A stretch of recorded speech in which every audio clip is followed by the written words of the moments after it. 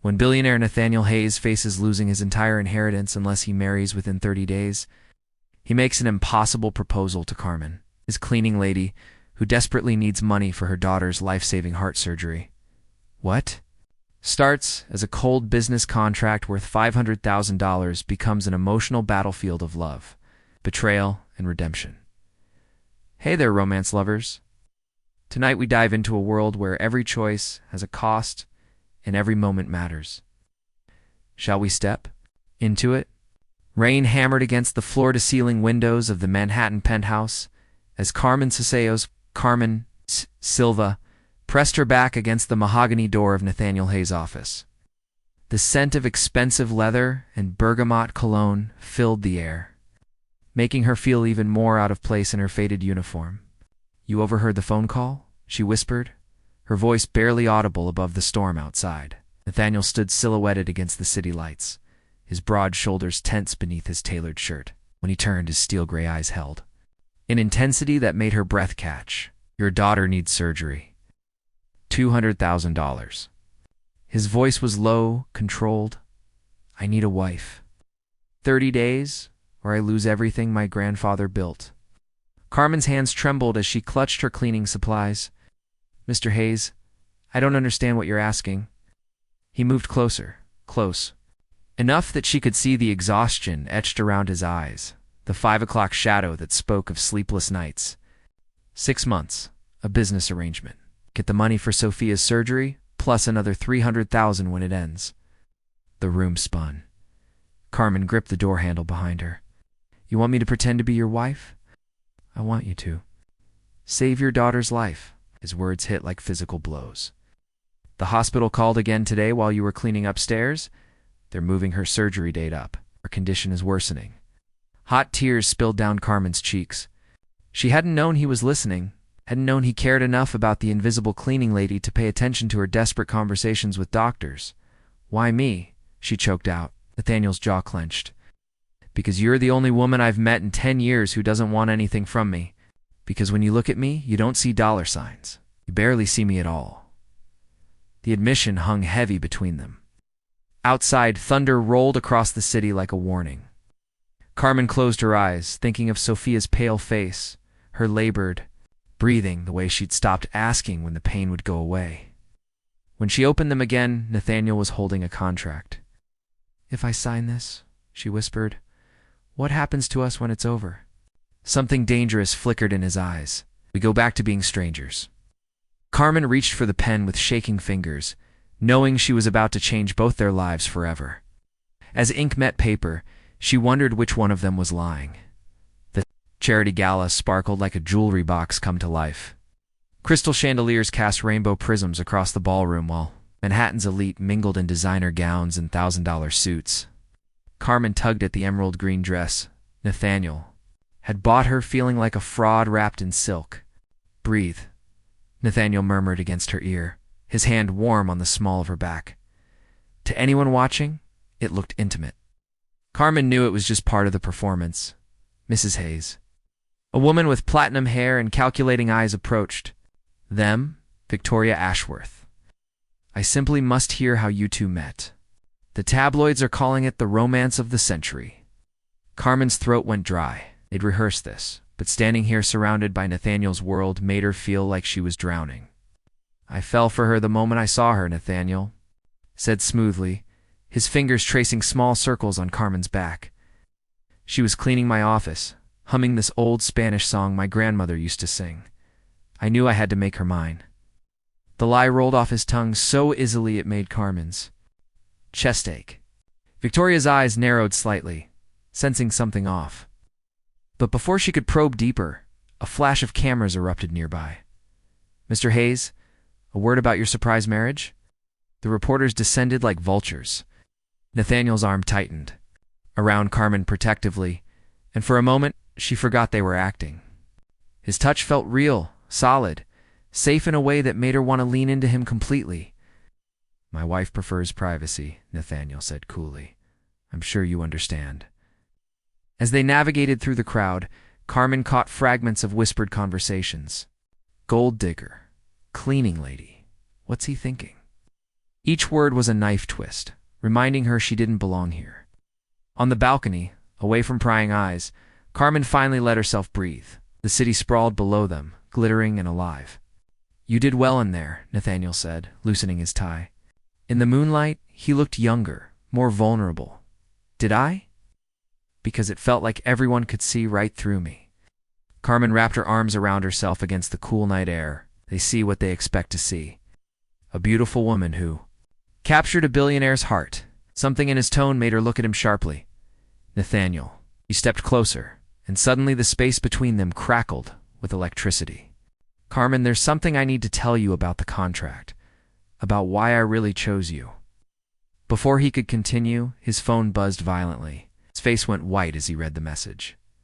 "What is it?" Carmen asked, fear creeping up her spine. "Sophia," he said, his voice hollow, "there's been a complication with her surgery." The hospital corridor smelled like disinfectant and broken dreams. Carmen sat in a plastic chair outside the pediatric ICU, still wearing her gala gown, now wrinkled and stained with tears. Nathaniel paced beside her, his tuxedo jacket draped around her shoulders. "Mrs. Silva." The surgeon's voice cut through the haze of her panic. "The surgery was successful, but there were complications. Sophia will need another procedure next month. The total cost will be significantly higher than originally estimated." Carmen's world tilted. "How much higher? Another 400,000 minimum?" The number hit like a physical blow. Carmen doubled over, gasping for air. Even with Nathaniel's money, even with their arrangement, it wouldn't be enough. "That won't be a problem," Nathaniel said firmly. "Whatever she needs." The surgeon nodded and left. Carmen stared at Nathaniel through her tears. "You can't. The contract doesn't cover this much. You'll bankrupt yourself helping me. I'm worth $3 billion, Carmen. This is nothing." "To me? But why? Why would you do this for strangers?" Nathaniel sat heavily beside her, running his hands through his hair. "Because you're not strangers, not to me." His voice broke slightly.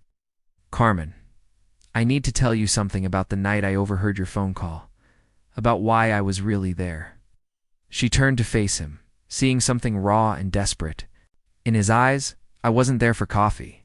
I was there because I'd been watching you for months. Every day you'd come to work and you'd hum while you'd cleaned. These little Spanish lullabies. For those few minutes, my house felt like a home." Carmen's breath caught. "Nathaniel, your grandfather's will was real. But there were other ways I could have handled it.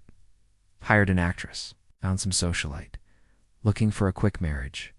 I chose you because somewhere along the way, I'd fallen for the woman who made my cold house warm." The confession hung between them like a bridge neither dared cross. "You never said anything," Carmen whispered. "How could I? You worked for me. You had a daughter to think about." "I was just the billionaire who barely noticed you existed." He laughed bitterly. "Except I noticed everything. The way you sang to yourself, how you always left my coffee, just how I liked it without being asked. The photo of Sophia you kept in your apron pocket?" Carmen felt her heart fracturing. "So this whole contract, this marriage, it was never really business for you." "It was supposed to be." His gray eyes met hers. "But I can't pretend anymore. Carmen, not when I'm watching you break apart in this hospital hallway. Not when your daughter might die and I have the power to save her. What are you saying?" Nathaniel took her hands in his, and this time there was nothing fake about his touch. "I'm saying I want to make this real. The marriage, the partnership, everything. I'm saying I love you." Carmen pulled her hands away like she'd been burned. "No, you love the idea of me. The humble cleaning lady who makes you feel noble and generous. But what happens when the novelty wears off, and you remember that I'm not from your world? Carmen, please, my daughter is fighting for her life because I was too poor to save her. Don't you see? This will always be between us. You'll always be the man who had to rescue me." Before Nathaniel could respond, Carmen's phone rang. It was her mother, calling from Puerto Rico with news that would change everything again. "Mia, you need to come home. Now." Her mother's voice crackled through the phone, tight with fear. "There are men here asking questions about Nathaniel Hayes, about money. They know about your marriage." Carmen's blood turned to ice. "What men?" "Mama, they say they're reporters, but they don't feel like reporters. They're asking about Sophia's surgery, about how much you're being paid. Carmen, what have you gotten yourself into? Nathaniel was already on his phone, his face grim as he spoke in rapid, clipped sentences to someone on the other end. When he hung up, his expression was murderous. We need to leave, now. He grabbed Carmen's arm. My security team says there are paparazzi swarming your mother's house and photographers, camped outside Sophia's school in Queens. How did they find out so much? Carmen's voice rose in panic. Nathaniel's silence spoke volumes. Carmen felt the blood drained from her face. You knew this would happen, she whispered. You knew they'd go after my family. I can protect you. I have resources. You used me. The words came out broken, devastated. You knew the press would eat this story alive. It's the billionaire and his poor cleaning lady. You knew they'd invade every corner of my life. That's not how it was supposed to go. How was it supposed to? Go, Nathaniel. Because right now it looks like you got exactly what you wanted. A wife, a heartwarming story for the tabloids, and a woman so grateful she'd never leave you. Nathaniel stepped toward her, his eyes pleading. You think I wanted this? You think I wanted to watch you suffer? Think you wanted a fairy tale? You could control. Carmen's voice turned cold, protective. But fairy tales aren't real, and neither is this marriage. She turned to leave, but Nathaniel caught her wrist. If you walk away now, the prenup kicks in. The early termination clause. You'll get $50,000. Not for Sophia's current surgery, but not for what's coming next month. Carmen stared at him in disbelief. Are you threatening me? I'm trying to save you from making a mistake you can't undo. The only mistake I made was trusting you. She yanked her arm free. I want out of this marriage, Nathaniel. Today, whatever it costs. Me. Even if it costs Sophia her life. The words hit like a slap.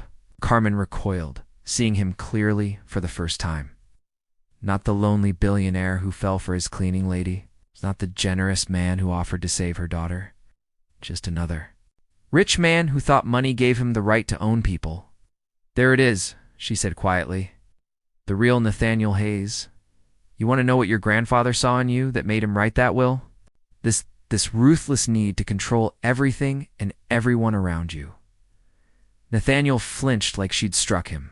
Carmen, please, don't do this. Sign the papers. Her voice was steady now, final.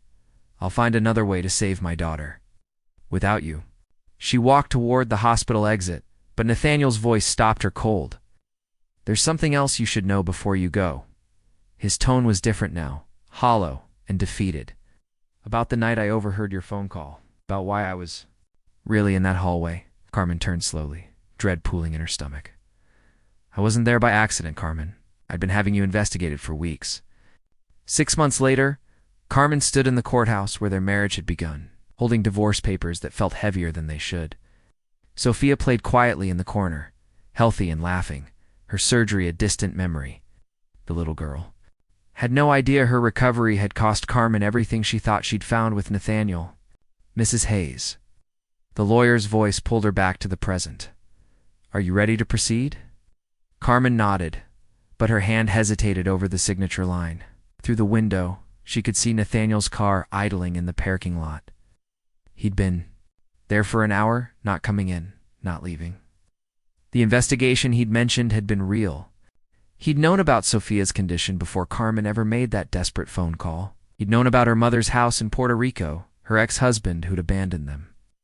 Every struggle that had brought her to his penthouse that night, but he'd also done something else she'd discovered only yesterday, ma'am, the lawyer prompted.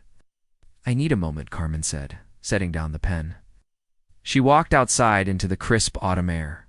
Nathaniel stood leaning against his car, looking older somehow, worn down by months of tabloid headlines and public scrutiny. When he saw her, something flickered in his eyes, hope and fear warring on his face. I know about the hospital wing, she said without preamble. Nathaniel straightened. Carmen, the children's cardiac center that broke ground last month? The one funded by an anonymous donor? Except it wasn't anonymous, was it? He gave them $50 million in Sophia's name. His jaw tightened. She deserved to have other children saved because of what she went through. That's not why you did it. Carmen stepped closer, seeing the man beneath the billionaire facade. You did it because you thought it would somehow balance the scales, make up for the investigation, for the media circus, for using my desperation against me. Did it work? His voice was barely a whisper. Carmen felt tears she'd held back for. Months finally spill over. You want to know the truth about that night in the hospital? When I told you I'd find another way to save Sophia? Nathaniel nodded, afraid to speak. There was no other way. I knew it. You knew it. The doctors knew it. Guy, I was just so angry at myself for falling in love with you that I was willing to let my pride kill my daughter. The confession hung between them like a bridge neither had dared cross before. You fell in love with me? Nathaniel's voice broke on the words. I fell in love with the man who hummed, along with my Spanish lullabies, when he thought I couldn't hear. With the man who noticed that I liked my coffee with extra cream. With the man who paid for my daughter's surgery before I'd even signed his contract. Carmen wiped her eyes with the back of her hand. But I couldn't separate that man from the one who investigated me, who controlled me, who used my fears. Leverage, I never meant to hurt you, I know. But you did it anyway, because that's what people like you do. You fix things, control them, own them, even when you're trying to love them. Nathaniel was quiet for a long moment, staring at the courthouse steps where they'd first promised to be strangers when it was over. What if I signed everything over to you? He said finally. The company, the fortune, all of it. Away from that world entirely? Carmen's breath caught. Nathaniel, no? That's not the answer either. Then what is? 'Cause I can't go back to being the man I was before you. Can't go back to living in that empty penthouse, pretending I don't. See you in every room. The answer is learning to love someone without trying to save them. Without using your money as a weapon or a shield. Carmen reached out and touched his face gently. The answer is trusting that sometimes the woman who cleans your house might be strong enough to love you back without being bought. Nathaniel closed his eyes, leaning into her touch. Are you? Carmen smiled through her tears. I don't know yet, but I'd like to find out. Would you like to try again? Without the contracts this time? When Nathaniel kissed her on the courthouse steps, it tasted like hope and new beginnings. Behind them, divorce papers scattered in the wind, unsigned and forgotten. Yes. 6 months later, they would remarry in a small ceremony with only Sophia and Carmen's mother as witnesses. This time, there would be no prenups, no investigators, no business arrangements. Just two people who had learned that the most valuable things in life couldn't be bought, controlled, or contained in legal documents. Just love, messy and complicated and real. In the end,